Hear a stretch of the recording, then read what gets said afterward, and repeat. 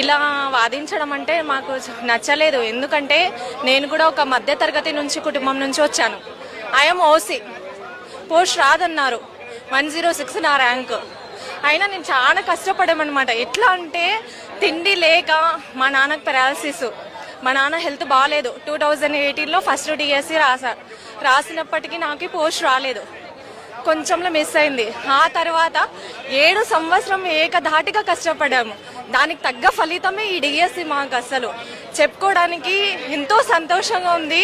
ఈ 7 సంవత్సరాల కోరిక ఫలించినందుకు సంతోషంగా ఉంది. అది వాస్తవమే కాదండి.